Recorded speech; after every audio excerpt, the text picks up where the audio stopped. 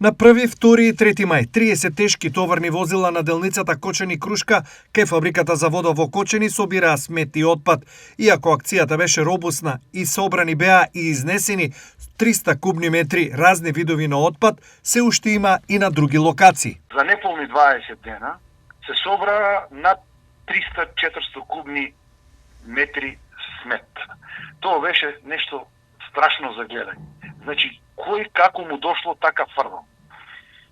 Потегот од фабриката за вода, под неа, и кон патот кон населеното место Крушка, во планинските региони на Осоговијата.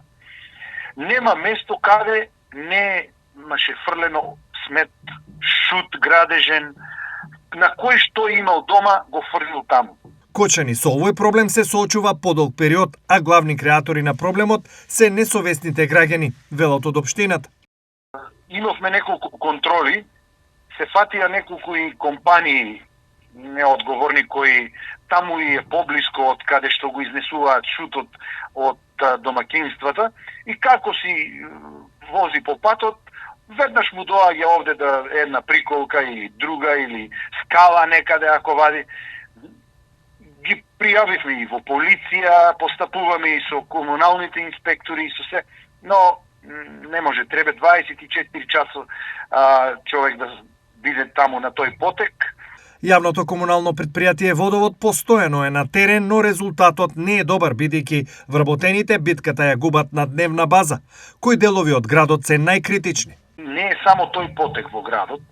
Градот ни е доста простран и сериозно голем град.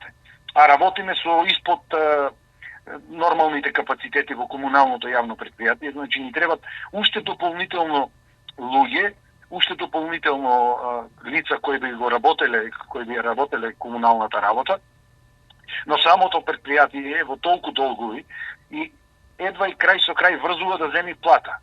Во деновите на викендот, 1, 2, 3 мај, беа ангажирани голем дел од вработените, се работеше во текот на ноќните часови, да се изнесува смет, со што не би се нарушило тековното изнесување на смет. Дали можеби казни ќе го решат проблемот? Или оние што ќе ги фатиме, а да можеме да ги казниме, ќе ја платат казната која е сега за сега минорна, пример една казна ако е 40 евра во рок на 7 дена 20 евра да плати, на него му се исплати да ја плати казната, отколку да се упати до депонијата во Кочани, каде е нормално за одлагање на сметот, дали градежен, дали било каков. Од општината сепак се надеваат дека граѓаните ќе го променат ставот и еколошката свест ќе профункционира во интерес на заедничката слика.